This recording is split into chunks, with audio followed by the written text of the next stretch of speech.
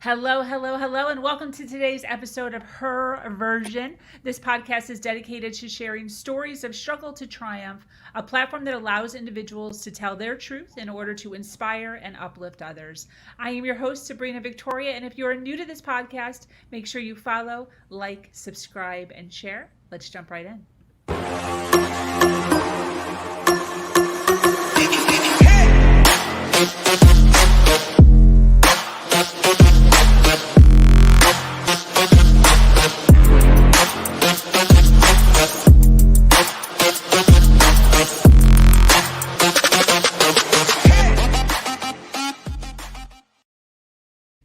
Thank you for joining us today for this episode of Her Version. Today I have Linda with us. Linda is here to educate us on a matter that is close to her heart. Her daughter, who was a New York City court officer at the time, had HPV, which later turned into cancer.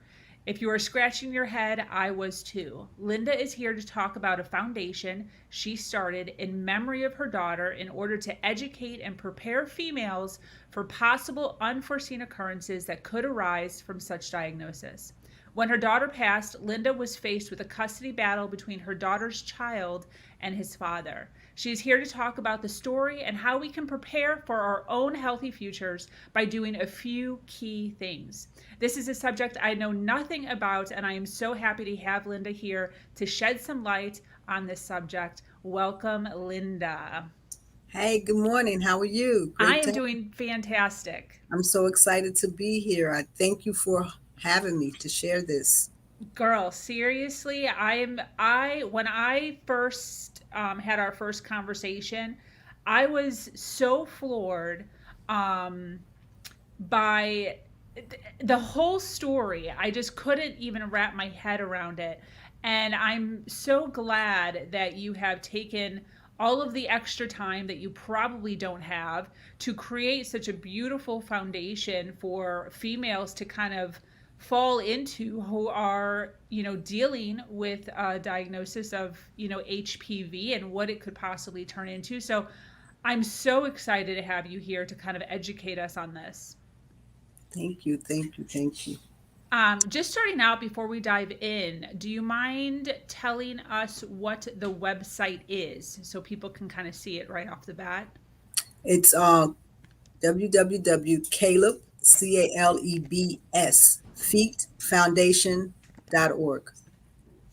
Awesome. Is that it? Did I spell it right? Yes. Yes. Okay, so I'm going to be taking that on and off as we go along, just so that it's Okay. up there for people who are viewing it now and people who are going to be viewing this in the future. So, the first thing that I kind of want to dive into is your daughter, your daughter and her son. Do you mind kind of telling us, who she was and um, what she was You all know, about?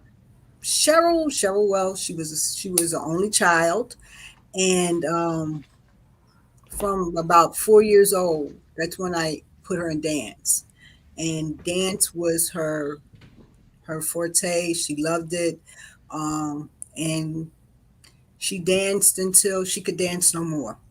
Wow. Um, and she well, she had Caleb, which is the name of the dance school, which was her dance school, and which is the name of the foundation. But Caleb was her son that she carried for 10 months, but he was born stillborn. Wow. So, as a tribute to him, she created Caleb's Feet. And then, as a tribute to her and her life and her legacy, I added foundation and created the foundation based on the family history. But, Yes. Cheryl, she loved her job. She was a New York City court officer. And the one thing that everybody always remembers Cheryl most for is for her smile. And as you can see with the picture behind me, that smile is not a stage smile. That's just something that she carried with her and she shared all the time. So, she was no. And then after Caleb, in 2002, she gave birth to Kaylin, um, which ironically he was born on Valentine's Day. So, and Wow. the story, like the thing was, because she was high risk, they gave her like, they induced the labor. So by Mhm. the time the meds kicked in, she was so out of it and googly whatever, she didn't even know that she had given birth. So I got to hold him for the first 45 minutes of his life on Wow. Valentine's Day. I mean, Ah, literally, 12:01, Valentine, here he comes. He's here. So that wow. was our bond. At the time, I didn't realize it, but, now looking at it, I can see that that was our bonding period, because, they say, the mother bonds with her child the first Yeah. half, but in this case, it was me. So, Yeah. things were already being written that I didn't know until now Yeah. to look Isn't that back. interesting? Yeah. Isn't Mhm. that interesting? Um, obviously the whole premise of the podcast is, HPV. When did you come to realize or to find out when she had it? And when did she find out that she had it? I thought about that question. I remember her telling me that she had HPV and that, and I was like, well, what is that? And she said, oh, it's a STD. And I don't think that it was that far in advance or prior to her being diagnosed. If it's a year, I'm giving it that much, but I really don't think that it was. And because it was presented as an STD, okay, so you get chlamydia, you get, what I mean? So Yeah. really didn't think anything else about it. Um, and moving forward, she went and had her regular pap smears as was required or whatever, but I don't like I believe that the doctor did not, her gynecologist didn't take it seriously, so she didn't follow up and do the necessary checkups that she should have been once she was diagnosed with that. Because even if you're diagnosed with HPV, then if they didn't do a cervical exam, a cervical pap smear thing, then that would be something that they should have done. So Got it. yeah, so the way that she found out, or we found out that she had cancer, was that she was going into the hospital to have fibroids removed. Oh, wow. Yeah, matter of fact, October 5th would have made 9 years. Wow. Yeah, so she went in to have, because, she was having back pains and different things, and she always had a crazy heavy cycle. So, they had told her that it was the fibroids, but yeah, she went in for surgery for that. And that's when the doctor came back and told us about cervical cancer. Wow. Yeah. So wait a minute. So if she wouldn't have had anything wrong with the thyroid, No, when would she no, have no, no, no, even? not thyroid, I'm but sorry. fibroids. Fibroid. Fibroids. Okay, I'm sorry. Fibroids, yeah. So, but if that never would have happened, wh- like when would she have found out? Oh, well, I guess eventually with her going back and forth, I guess, we would have, I guess we would have figured it out, or she would have went to a specialist. I don't know, at some point, because she was just having so many problems with like her back and down in her pelvic area, the pain and this, that, and whatever. So, and the thing was, is that at that point when she was diagnosed and they found it, she was already at stage 3B, Wow. which even when they told me, I didn't know the stages. So, 3B was already basically a non-survival, but we didn't know that at the time. Wow. Yeah. So From that point till her actual passing, how much time was that? 10 months. Oh my gosh. Yeah. And how old was her son? Young. He was 11, but Oh, he was a little 11, because even sometimes now when I would look at the pictures, and because of his size, you'd think he was about 8, 8 or 9, because he was really short. He was little. But even with that, you know, I brought her home. I mean, because she was in and out of the hospital. And yeah, even though it's 8 years, I still get emotional. But when she yeah. went into, when I had to, because I tried to take her, when they put her in, said there was nothing else they could do, I tried to take care of her at home, but then I had to send her to hospice. And it's, I never will forget, because I went to see her on the 7th. I went every day. Like, I was Yeah. there at 6, 7 o'clock in the morning, and I would stay there like all day until her father would come, and he would stay there with her at night. But anyway, on the 7th of August, I went in that morning, and like, she was here with us. She could hear, but she wasn't opening her eyes or whatever. So I released her, because it's funny, like, her father's birthday is July 26th. Hers is no, hers is July 14th. Her father's is the 26th of July, and mine is August 11th. So it's like 2 weeks, 2 weeks, 2 weeks. Wow. And I released her, and I told her she didn't have to wait for my birthday. Oh, And literally, because she heard me, she heard me, like, she could still move her arms and stuff. And then her father stayed there with her that night, and he said he went to the bathroom at about 5:30 that morning, and she took her last breath. wow. But that's my daughter, because I know she was thinking, I wish this man would go to fuck home, go somewhere, because you know she had enough respect not to do it in front of him, but she was tired. So she fought a good battle. But with that, I educated myself, and you know what? Going back, I was in school for my master's, Mhm. and I was taking nonprofit. I got a certification.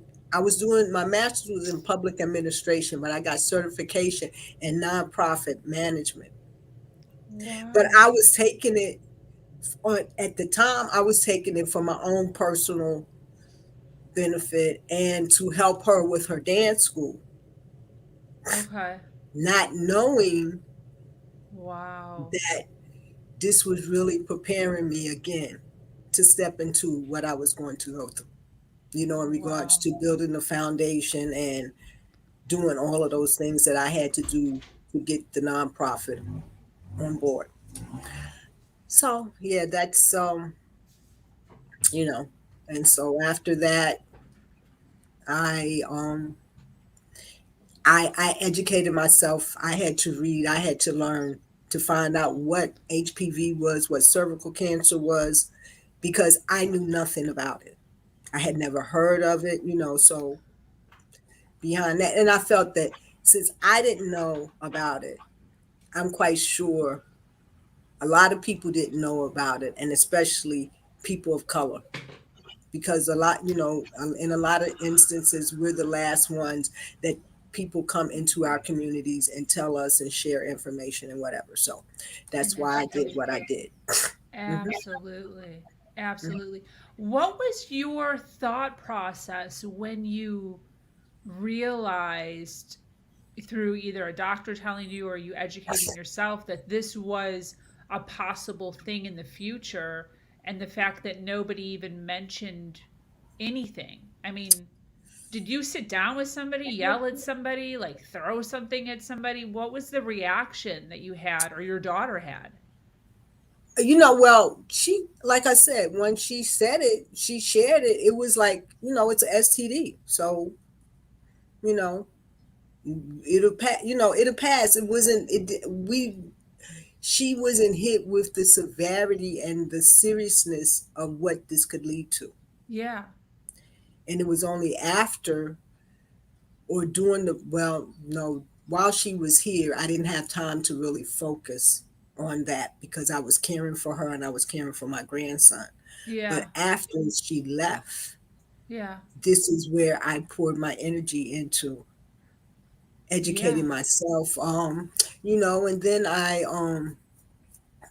reached out to the American Cancer Society, and then there were a couple of, I did a Google search, and I found some organizations that were not here in New York City, but other places, and I reached out to them Yeah. and, tried to make connections to see and look at their format and see what I had to do to bring my platform to the forefront. Awesome.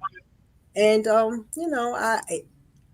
I've done pretty well with it, but these last 2 years has been trying for everyone due to COVID. And because I'm a nonprofit, I don't have merchandise to sell or anything like. I'm just about sharing literature, going to wherever I can go and bringing whatever information that the American Cancer Society has out there that can help inform everybody else. I don't try to press my opinions about what they should do or what they shouldn't do. I just bring you the literature, you're able to read it and make an informed decision for yourself. Absolutely. Absolutely. For those of even myself, for those of us that don't know, can you kind of tell us? I mean, you said HPV is a oh my gosh, I just forgot what the word was that you used. But can you tell us what HPV is and how women contract it? Well, it's the human papilloma virus. Now, how can I STD. say, one of the misconceptions is that it's just women. Cervical cancer is women, Okay. but HPV is a virus that I think like 90% of us have it in our bodies, we've had it in our bodies at some point in time. And some people that have had it, it may just, after a couple of years, just pass through. But then for a large majority of the population, the virus is still there and it just lays dormant. Yeah. Wow. So, yeah. So, and the thing is that um, it's, it's a sexually, well, it's sort of sexually transmitted or it's skin to skin contact. Wow. So, and like one of the main, like I said, cervical cancer is for women. That's Yeah. that, and they have, okay, so they have the test to diagnose cervical cancer, but there's there's other different kinds of cancers. Let me look at my notes here Yeah. to get Yeah. it right. There Please. are 5 different cancers that are caused by HPV, right? So Mhm. there's cervical cancer, Okay. there's vulvar cancer, Okay. which is the female's the outer part of the genital, female genital, that area. And there's vaginal cancer that's caused, all of these are caused by HPV. There's penile cancer, which the the literature says that it's mostly common in men with HIV, Got it. but or they're having sex with other men. So, but that's still triggered from the penile cancer is triggered from HPV. Got it. Then there is anal cancer, right? Wow. So, and I did a Google search. So Marcia Cross from Desperate Housewives, she Oh. had it. She had anal cancer, which was attributed to HPV. And also her husband, now this is, and then there's mouth and throat cancer, right? So with mouth and throat cancer, her husband, Tom Mahoney, had it. But the one person that really sticks out and that everybody probably is familiar with was Michael Douglas. Remember when he had cancer? Yes. But he had the it was really, they died, they said throat cancer, but it was tongue, but still it was caused from HPV. So, Wow. and well, my thought was, okay, if you get it in your throat, then that means, you're probably from oral sex. Yeah.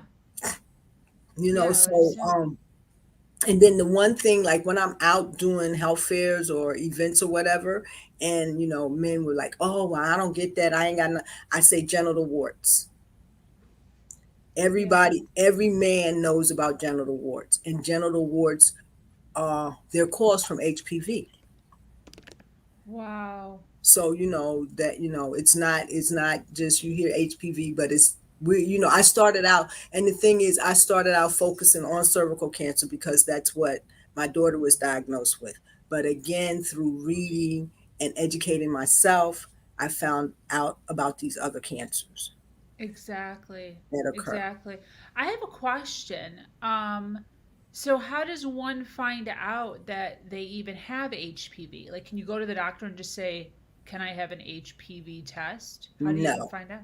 only women Okay.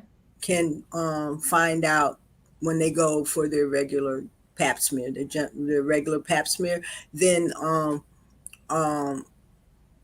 if you're concerned, you can always, like, I think under 35, because they don't necessarily always do it, but if you're concerned, you can ask for a cervical pap as well. But Got they it. when you get like 35, 40 over, they will, when you go for your regular pap, they will do a cervical exam. They'll do a Oh, okay. cervical, and that way that's how they diagnose it. But that's the only test out there that can tell you whether or not you have HPV. Like throat cancer, anal, all of those other things, those are just, there's no testing for it. It's just, Wow. you got to know your body and Yeah. recognize that, if things are out of line or whatever, then you follow up on it.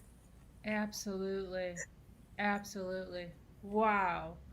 How long was your daughter living, which, oh, you already answered this. How long was your daughter living with HPV before she was diagnosed? You said it was Like I, less than a year. yeah, I believe it was less than a year. Yeah. Yeah. I just can't like put my head around like even less time. Like if she wouldn't have gone in and she would have just been living her life until something else happened. It would have been even less time. I just Right, can't right, right. And see, like the thing is, like, they didn't come up with the vaccine until 2006. And really, if I, thinking about it, like, they've only really been talking, like, you see more ads on it now. yeah, yeah. Like, around 2013, 2014, you began to, because, and I think part of that is because, you know, it's a sexually transmitted disease. So Yeah. therefore, the skepticism and the taboos and whatever. So, there's just certain things that they couldn't air on TV. And what I did notice, but it's changing now, that when I would see, when it would be on TV, it would be around time to go to summer camp, time to return to school. That's when they would, start advertising, get your children vaccinated for HPV, because they knew those were the time periods Ah, that your child would probably be going to the pediatrician to get shots or get physicals or whatever. So during those time periods, though, that would be the highest, the high point of when you would see the advertisements on TV. Got But it. even like with my grandson, and I remember my grandson's pediatrician, like he had a sheet in his office, but it was so faded and had probably been copied 50 million times. And it wasn't something like he gave, it wasn't like, oh, here, take this and read this. No, it was there, but he wasn't pushing it. But now, the attitudes have changed, so they're pushing it more. They're being more open about it, and they're discussing it more with parents. Yeah. Is there a yeah, the vaccine? Does that make it so it like does that preventative or is that so it goes away? Do you know? Well, like, okay, they recommend, like, they recommend starting the vaccine, getting the vaccine like as young as 9. But Wow. between the ages of 12 to 13, that's when they want to start, get have the children get vaccinated for HPV. Now, the good thing about this is that since 2013, Okay. they've made advancements, because when my grandson got his shots, he had to take 3 doses, right? But now, if you're under the age of 15, you only have to take 2, Oh, okay. because it's a 3-dose series.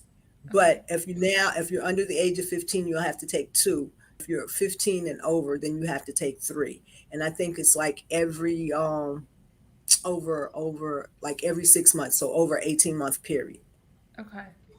Got it. and Wow. I stuff. didn't know that. Yeah. No idea.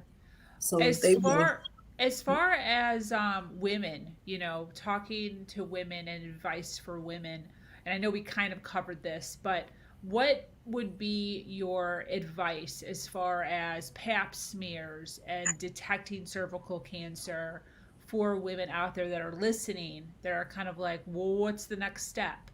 What would you say? Well, if you're under, I think if you're under 50, if you're under 50, you should go and have your annual pap. You should go see your doctor, your gynecologist annually, get your pap smears. And then depending upon your age, when you go in, you should also ask to have a cervical exam so that they could do it. They could do the testing. Um, Now, over 50, I think, like, you don't have to go like every year. If you've had a normal pap, you only have Okay. to go every 3 years. But women should be aware of their bodies. They should notice, if you have something that's strange, then you should question it. Yeah. Don't wait and try. Don't do a Google search. Don't do a Google search and try to self-diagnose yourself. Yeah. um and like, because with my daughter, fibroids is something that's very prominent in Black women. Okay. So, this was something that she because this is something that she dealt with, and she was with her doctor, but because of the severity of the pains that she was having, and I guess they thought the placement, that's why they thought that, surgery would be the best option. But Got we it. have to, women, we tend to get bogged down with our families and caring for everyone else, that we tend not to care for ourselves. Yeah, you're right. And that's one of the things, I mean, pap smears have gotten better over the years, but still, I mean, it's uncomfortable. Yeah. And it's uncomfortable just because of who, just because of Yeah. the way but whatever. But this is something that we have to do. We have to be mindful of our bodies, and how, and one of the things, like cervical, it's like with cervical cancer, it has a gap. I think, like, between the ages of 25 to like 40, women are high, they have a high chance of getting cervical cancer. Oh, Then okay. 65 and over. Oh, okay. So, Wow. for years, there's that gap in there where, you're not in that high risk group. Yeah. Yeah. So, And and I want to reiterate something that you said too, as far as knowing your body. And just from my personal experience, which I'm sure possibly you could relate, is a lot of times as we're getting older, we assume that things are happening to us because of our age. So I kind of wanted to reiterate that, like, there's going to be changes that happen because you're aging, but don't assume it's because you're aging. If there's like my breasts, for instance, like I went my whole life, pregnancy, everything, with just squishy breasts, and then all of a sudden, probably in my 30s, 32, I had my son when I was 21. I started getting these lumps, crazy lumps in my breasts. mhm, And oh, so you're unaware of this. So I have figured it was age, like just part of age, you start to get lumps in your breasts. I went probably a year, talked to my mom about it, and she's like, "You have to go in for a mammogram." Like, go in for a mammogram. Actually, I was 28. I was mm, 28 when this happened. And so I went in, and the doctor was like, usually you don't start getting mammograms until your 30s, but we'll do it. So I was early, and found out that I have cyst breasts. So some women, like 50% of women, have cysts, like large balls or cysts in their boobies. And that's just part of it. They just like appear, and it's just part of it. And we have to get mammograms instead of every year. We have to get them every 6 years. wow. So in my case, um, it was because of age, but it could have been not because of age. I could have Mm, had breast cancer. right, right. So don't assume that just because maybe discharge or whatever from your down under parts is changing is because of age. Go get it checked out, because maybe it isn't. You Maybe know, it's something else. and for you to talk about cysts in the breast, my prayer group, I think it was just Monday. It was either Monday or I think it was just this week or maybe Friday. Anyway, one of the ladies on the prayer group said her niece has cysts in her breast Yeah. and they keep reoccurring. Yeah. Like, so yeah, that's amazing that, because and I really never heard of cysts in the breast until she mentioned it. I mean, I know you check for the lumps and whatever and this, that, but I never realized that that occurred. Yeah. So And yeah, there's a nervousness, because I'm like, what if I have breast cancer? Like, I don't even want to know if I have breast cancer. Like, I don't want to know. That's scary. But then right. it's like, which would you rather? Would you rather not know and then end up Too late. passing? Yes. Right, Or right, would you rather just know and then figure it out? So it's like, it's really a stressful thing for the mind. But between, you and I talking and your story, it's best to just figure it out. right. Sooner the better.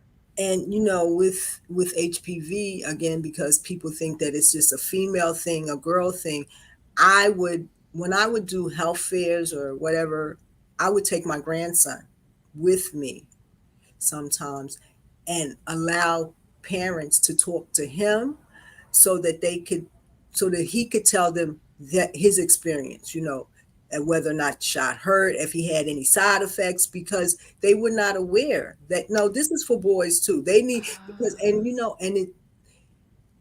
the boys, the males are really the carriers. Oh, wow. Yeah. They're the carriers of the virus, and this is how it's transmitted. So I remember having this attending this health event, and it was held in a church, and the conversation that I had with this young lady, or she was like, oh, my daughter's going to remain a virgin, she's not going to get I'm not going to get the vaccine, yada yada yada. And I told her, I said, okay, that's all fair and well, that's good Yeah. that I said, but you don't know whomever her husband is, you don't know his past. Yeah. You don't know who he's been with. So why not protect her now? Absolutely. People tend to, think, oh no, not me, because I'm going to stay celibate. I'm going to do this. But you don't know that partner that you meet. You don't know their history. So, and this is why Absolutely. this is why they suggest having the children vaccinated at a young age, because this helps to build up their immunity Yeah. before they cross over into being sexually active. And it's proof that it saves lives. Yeah. It saves you from these various cancers, because there's those strands out there that are cancer causing. Yeah. So, and I'm like, why wouldn't you want to, because once your child gets 18 or whatever, they're making their own decisions. You can no longer take them to the doctor and say, okay, you got to get this vaccine, you got to get this, you got to get that. So why not take control and do what you can now to hopefully save your child's life for the future? Absolutely. I agree with that. So that was, and that's what I carry. I tell parents, it's not about what is going on right now. It's about what may happen in the future. Exactly. Exactly. And as far as staying a virgin,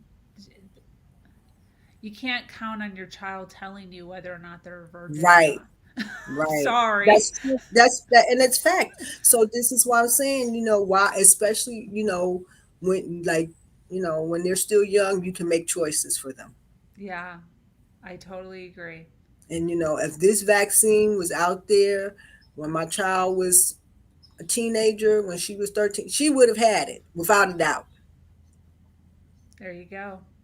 You Yep. know, because like you said, when out of sight, out of mind. I don't know what you're doing when you're not with me. Yeah. Yeah. Exactly. And that's You something know, that you can't, yeah. Oh, 100%. so Um, that's it.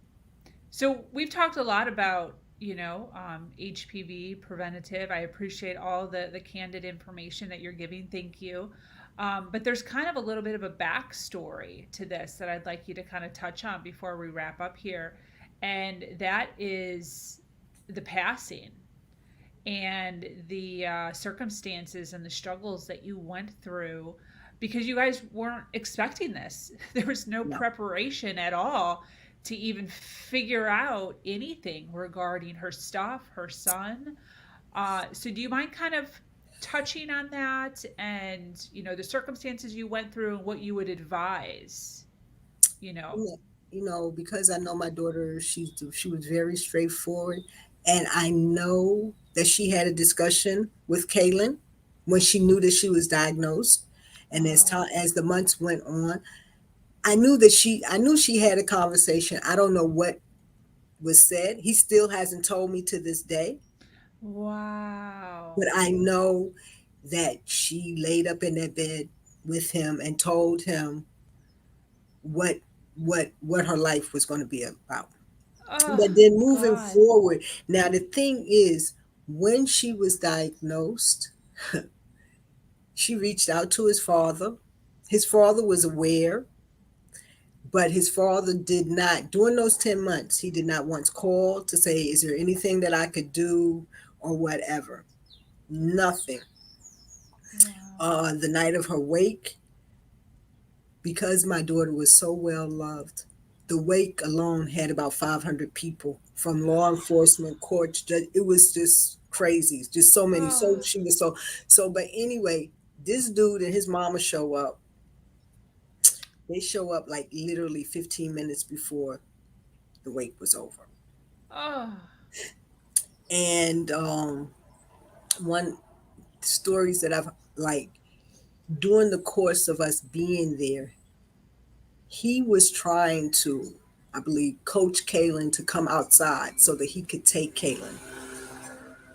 oh, wow. So anyway, moving forward, And Kaylin's like 11 or 12.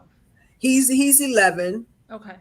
and luckily my godson, he looked like he was part of the FBI. He kept an eye on him, and he was following him, because this is the thing. I did not, like, in regards to his father, his other grandmother, I did not recognize the lady because I had only seen her like once or twice before Oh, yeah, in yeah. all of these Okay. years. So anyway, moving forward, um, you know, after she died and we had the funeral and stuff, like the father did call and said he wanted, yeah, I want to see Kaylin.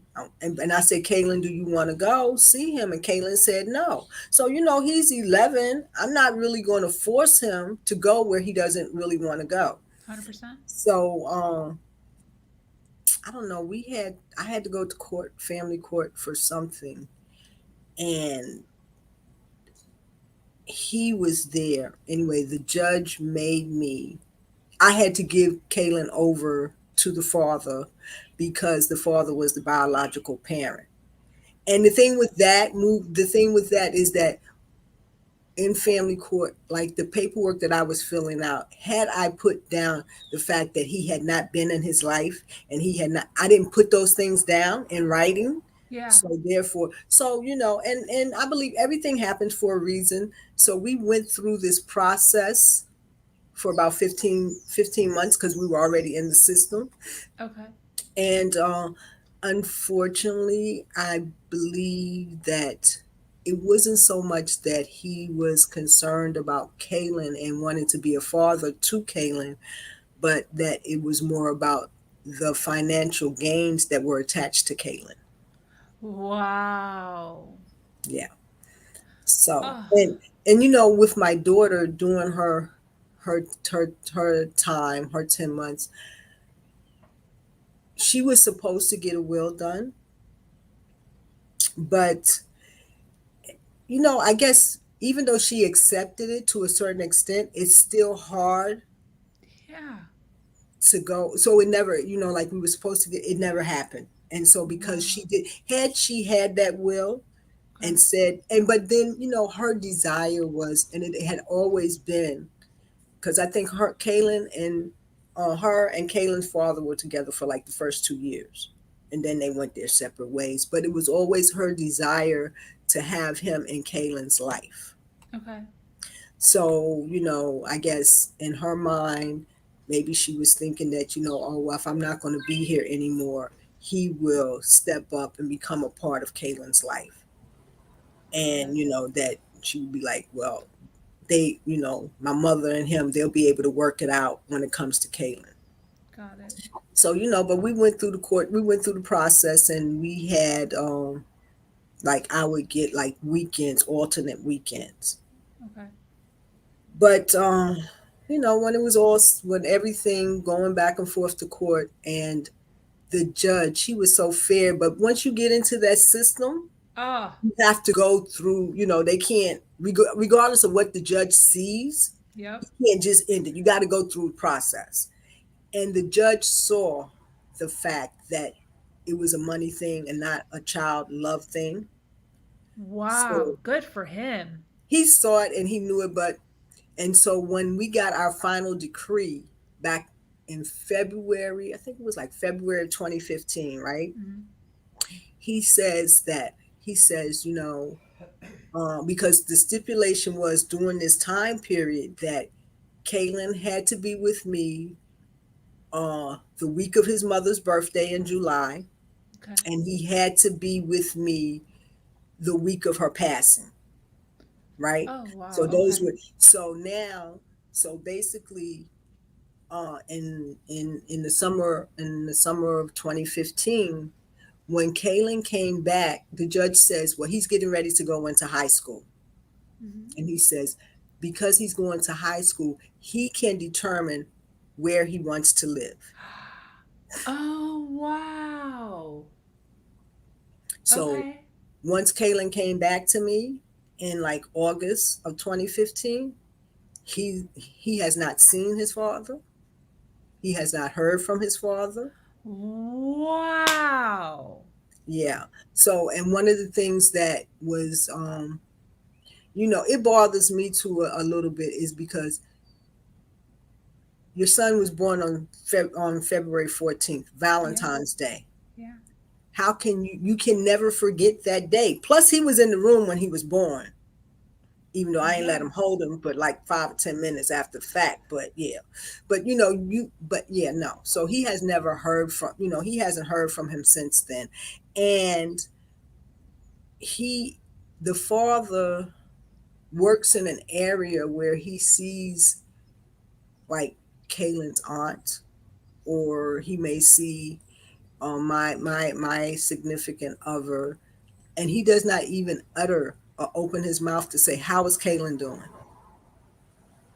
Oh So yeah, my. so so that and that allowed. I'm not the type. I'm not the type to share my opinions of what I think about the father with my grandson. I let my grandson make his own decisions. Yeah, So that's awesome. yeah, that's it. That's so moving forward. Kaylin is doing well, How is he and doing? he's What's doing he doing? great. He's at Syracuse. He's a junior at Syracuse University. That's awesome. So parents, like, if you're, whether you're a single parent or you're a divorced parent, whatever, you need to make sure that you have things in writing, and you need to get them notarized. And if you get a will, you need to file that will at your city or state courthouse. You need to file it. I ain't do. I have a will. I have to file mine because I had that will done immediately. Well, soon after Cheryl had passed. Now, Kalen, like I said, Kalen, God bless him. He's a junior. He's 19 years old at Syracuse, Yes. and he, I, you hear so much about boys and just the stuff that's going on in the world. Mhm. He's just a great kid. He doesn't give me any problems. Wow. I mean, and the thing is, I mean, he may, with me raising him, and the story, when people say, "Oh, but Linda, you done such a great job," right? I'll be like, "No, I didn't really do a great job. I'm just finishing up what his mother instilled in him." I love that. Because I'm just she from birth to 11 years old, she created that foundation. She instilled in him his morals and whatever, and I just followed through. And so he's the type of young man that he may be getting smart with me, but I don't know, because he has this even tone. His voice, he doesn't elevate, and sometimes I have to sit back and replay what he just said and be like, "Boy, did you just get smart with me?" Because he's just an even killed kid, and I guess too, with him seeing his mother and seeing what his mother went through, Yeah, you know, it just gave him a different outlook on life, and absolutely. how to just, I guess, caring, and because I mean, he, like, it wasn't like his mother got sick and she went away somewhere. No, he was, other than when she was in the hospital, we went to see her, but when she was home, he was here. We were all in the same house. So he watched her from being this healthy, vibrant woman to basically deteriorate down to, Oh my God. yeah. But we're good now. We're good. And since, this COVID thing seems to be somewhat under control, I'm becoming able to get back out and share this literature and educate some people, and so it's good. I'm getting there. Exactly, exactly. Um, I appreciate everything. I appreciate you taking some time out of your day to talk to us. I do like to ask one question at the end, just speaking directly to the audience. Um, women who either have HPV or may end up with it in the future.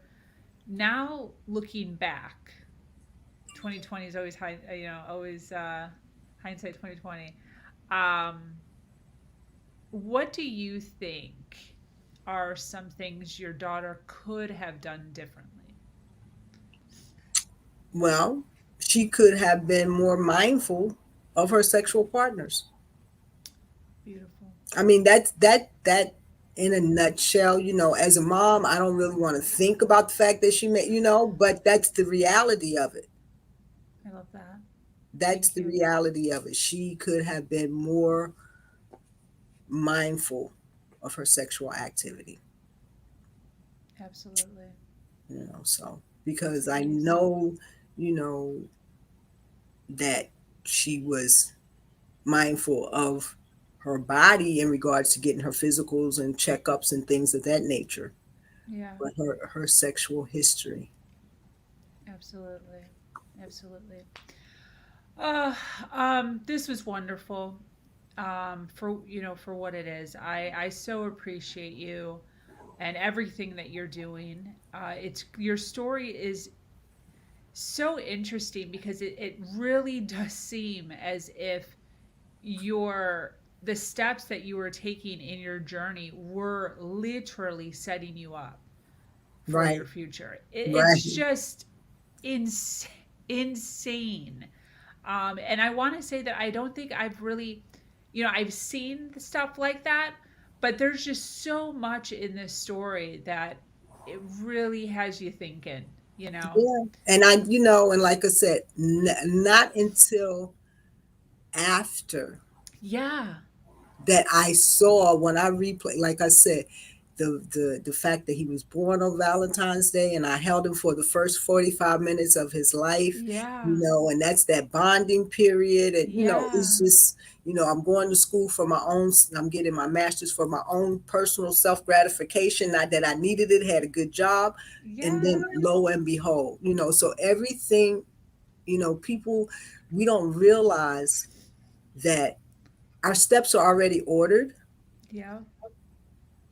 Yeah. and that as you get older or whatever, you just want to, you don't even have to be older, but if you just reflect back over something that happened, and you be like, oh, okay, so this happened, but then after this, so we are living, our steps are already ordered. It's just for us to realize the pattern that we've already walked. Absolutely. Absolutely. This is great. Do you have Thank any you. closing thoughts before I close up? You know what? Thank you for this platform. Of course. Like I said, I've looked at a few of your podcasts. I need to go back and watch some more, but they all are very informative. Thank you. And it's, you're amazing to offer a platform where people can come, women can come and talk so freely. Yeah. And you have that gift to make everybody feel comfortable. That's awesome. So, Thank you. and I'm so grateful to have this platform to share my story, but also to make women think about what's going on with their bodies. But also now they understand that, oh, this is just not a female thing. If you have young boys, if you have sons, and especially if they're under the age of 26, have that conversation with them. you know the younger the better, if you can get them vaccinated, because boys, they are the carriers, Wow. and we tend to be more concerned about our daughters and forget about our sons, Yeah, I because 100%.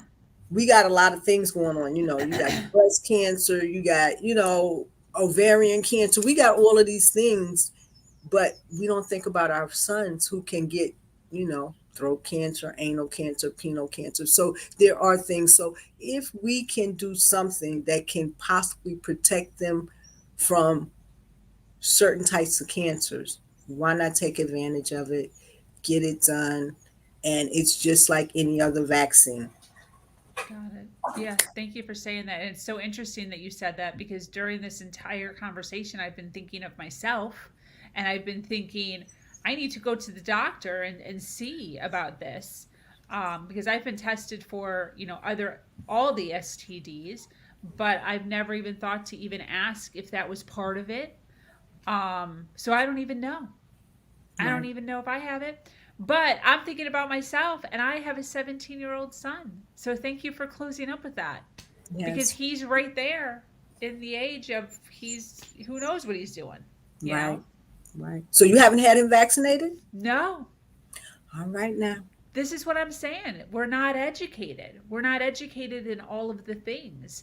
And there's so much that we feel like we need to be doing and getting done that things fall through the cracks unless we're reminded by someone like you.